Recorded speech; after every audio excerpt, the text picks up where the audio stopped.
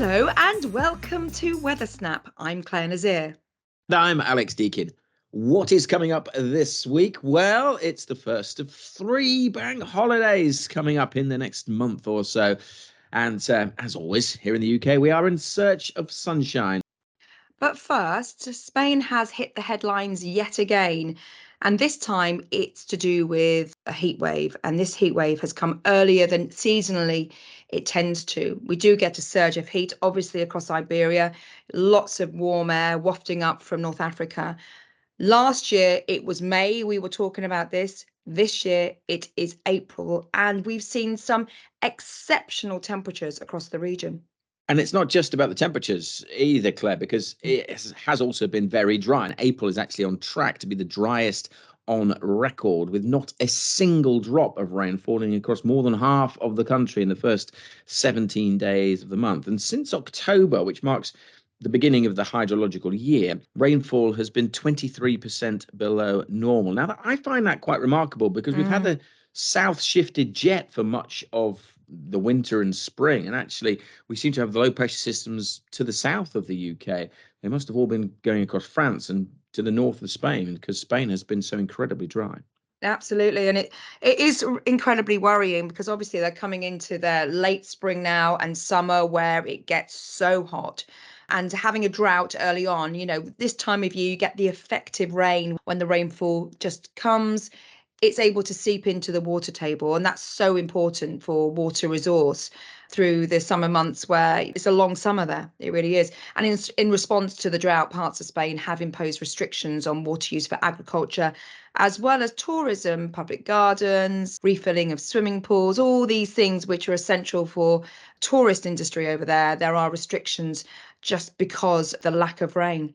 Yeah, and you touched on it earlier as well. This does go back historically. Last year, we talked about the heat in May, so the hottest May on record, 2022. And of course, during the summer, they were also hit by severe heat waves with temperatures regularly getting over 40 degrees and at times close to the mid 40s. So it has been a very hot, very dry spell.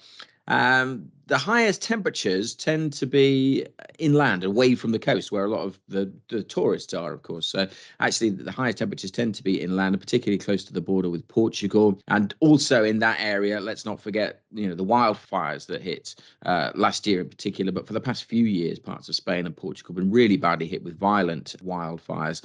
Again, it's all part of the same process, isn't it? Dry weather, hot weather, and wildfires all kind of in a vicious circle. So it's April this time, it's springtime, and the weather in Spain. I've been to Spain in April and it's been quite cool and wet. It's rare to talk about 40 degrees in the forecast at this time of year across those parts. So how has this happened? Well, yesterday I caught up with Mark Sidaway. He's a regular on this podcast. He's just brilliant. He's got so much information and he works for the Global Guidance Unit here at the Met Office. And he shed some light on why this extreme heat has arrived across Spain. We've been watching the temperatures rise across Spain and North Africa for several days now. It's a combination of things, really. The ground in Spain is very dry. That's one ingredient you need for a heat wave.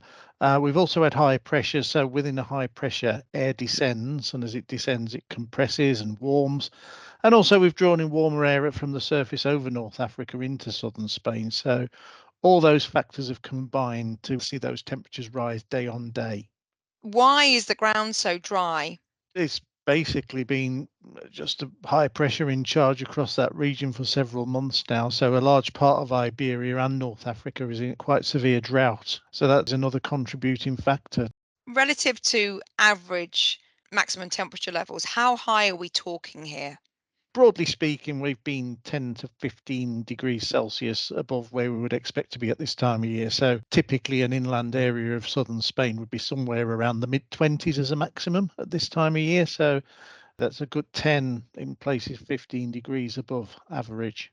And, cast your mind back to the UK last summer where we peaked above 40 degrees. This is the scale or the intensity of the heat in April in Spain. Has it been record breaking?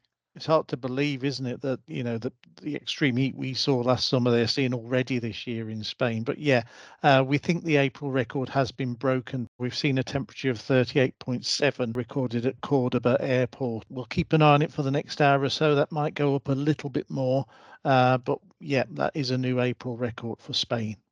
Let's just get some perspective here. We're not talking along the coast, but we are talking southern Spain, Andalusia. Yeah, it's mainly Andalusia. That's southern Spain. If you know Spain, it's quite mountainous in that part of the world. But once you get over the other side of the mountains, it's that inland area around Seville, Cordoba, where we often see extreme temperatures through the summer months. And it borders Portugal, where again they've seen some excessive heat. Temperatures in Portugal yesterday were in the mid 30s, which is exceptionally hot for this time of year. We really wouldn't expect to see temperatures this high in April. Are we concerned about wildfires? Yep, that's another factor. But vegetation's very dry, high temperatures and low humidity add to the mix. So, yeah, there is a lot of concern across Iberia at the moment. And for people from the UK heading to Spain, they normally head to the coast. How has it been here, and what's the forecast? On the coast, the sea surface temperatures are still a little bit cooler at this time of year. So coastlines tend to be cooler than inland areas, and we have seen that. I mean, it's still been very warm on the coast of southern Spain. We've seen temperatures into the high 20s, but that's a good 5 to 10 degrees down on what we see inland. And the forecast is probably for another hot day on Friday, but then we think temperatures will cool off a little bit over the weekend as they draw in some slightly fresher air from the north. Thanks very much to Mark for that. Mark Sidaway there from the Global Guidance Unit. Temperatures actually peaked at 38.8 degrees Celsius on Thursday, making it provisionally the hottest April day on record. The Spanish Weather Service will be verifying that over the next day or so, but we've also provisionally broken the April records for Portugal and Morocco as well. So it's not just in Europe, also parts of North Africa have been affected by this heat wave. And warnings still exist today across some parts of Andalusia inland, just slightly east to where they were yesterday. But again, expecting temperatures in excess of 36 degrees Celsius. Now, for more information, you can go to the Spanish Met Service website. It's really good, and it is also in English. So that's www.aemet.es, and some great information there. And if you are heading to the coast, temperatures have been lower there because sea surface temperatures around this time of year are only around 18, 19 degrees Celsius. So there is a cooling effect with the sea breezes, which obviously just takes the edge off that intense heat, which is happening across the inland areas.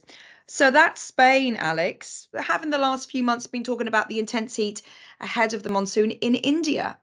Yeah, the pre-monsoon heat's something that happens every year, but again is one of those things that seems to be happening earlier and earlier each year. Last month we saw exceptional temperatures across India, and now we've started to see pre-monsoon rainfall, the heat triggering some heavy and thundery showers. Yes, and these have been again quite intense, and there's been some localized flooding. But what I've been reading about this story, and we do follow the weather across Asia quite closely. And during this time of year, when they get these pre-monsoon showers, they name them. There are names across Oh, different regions of India, which I think is just lovely, don't you? So that's lovely. West Bengal, they're called the Kalbe Saki or Kalbe Saki, and that's basically pre-monsoon showers. But across other parts of the country, Alex, they have other names. Mango showers is one I particularly like, but also blossom shower. That's what they're called in Kerala. So different parts of the country call these pre-monsoon showers, have different names for them. I think that's rather charming. Oh, I do love that. And in fact, the forecast for this week is for some daily totals to reach around 75, perhaps even 100 millimeters. So accumulating, yes, there's a lot of rain just in this area, which I think just takes the edge off the heat, which we were reporting on a few weeks ago. So yes, just we're keeping an eye on that. And it's just worth noting there is a risk of some quite intense storms developing across the northeast of India and northern parts of Pakistan with large hail, and even the risk of tornadoes here. Flash flooding also a risk with landslides. So yes, these heavy showers, they do really sort of bring some relief from that intense heat, but at the same time come with their own impacts. 200 to 300 millimeters. When you put that into context of, parts of East Anglia only get 600 millimeters of rain across a year. So a few days, you're getting half a year's rainfall, just to put into context what other parts of the world in terms of that intense rainfall. And this is the pre-monsoon rains. It's not even the heaviest burst from the monsoon rain. So just amazing to think about the different contrasts with what constitutes heavy rain in different parts of the world. Yes. Yeah, I mean, heavy rain for me is when I get my hair wet when I'm taking the dog for a walk. And actually, to be honest, we're going to have to dodge the showers this weekend in the UK. They are there, aren't they? And slow moving. So, Alex, it's a bank holiday. Do you think any of these in May, and there's 3 of them, it's excessive, to be honest. I think it's a bit too much. But are any of them going to be one of those weekends where we'll see photos in the tabloids of the typical guy on a beach with a hanky over his head, eating ice cream, wearing a string vest and shorts? Wow. I mean, I'm talking about you there, sorry. That's an image. Generally, Yes. Well, it's always interesting, isn't it? Because bank holiday weekends, we always get asked the question, and is it going to be hot and sunny? Now, the chances of 3 days, all parts of the UK being hot and sunny in May are slim to negligible. I remember a couple of years ago, we had 2 bank holidays in May where actually it was fine and sunny for pretty much all parts of the UK for almost all 3 days, and it was almost unprecedented. The chances of that pretty slim, but the chances of equally it raining for 3 days across the whole of the UK are also very slim indeed. So it's never a complete washout. There's always somewhere, and it is getting warmer this weekend. It's been a really cold week. People are a bit fed up. Often through May and through April and March, it has been quite cool and quite showery, although overall, actually, spring isn't far off average in terms of rainfall and temperature. But we have had cooler spells. It does feel, I think we've had a lack of sunshine. That's been the biggest thing through April. Sunshine's been down, so it feels like it's been cooler. And yes, it is getting warmer. So that's the key takeaway this weekend. It will be getting warmer. Scotland will take a while. It's still going to be cold in Scotland on Saturday, but even here it should get a bit milder compared to recent days. It has been a cold week. It's getting warmer for the weekend. There will be some sunshine, but there will also be showers. We are not tapping into the heat from Iberia. We're not getting that heat, but we are getting warmth. But that warmth is coming from the Atlantic. So it's coming from the southwest rather than the south. It's coming from the southwest. So we are getting moisture with that. So it's going to be the humidity increasing. And we're also, as a result, going to get showers. So it will be a case of dodging the showers. Now, some places won't see many at all. Eastern England, for example, Saturday, Sunday, probably most places dry. Further west, there will be a few showers on Saturday, quite a lot of showers on Sunday. But then on Monday, Bank Holiday Monday itself, there is the risk of showers in the east, but elsewhere it will be mostly dry. So it's a question of picking your day. Keep up to date with the forecast. Check out our broadcasts on YouTube and make sure you get our app as well, and then you'll get the latest information on there. Well, that's good news. And actually, let's not forget that Scotland had some cracking weather earlier this month. Orkney had 13 hours of sunshine one day, and there was some 21s across Western Scotland. So it really is one of those things where, our weather is so varied across such a, the island isn't very big, is it? It's 1,000 miles really from south to north.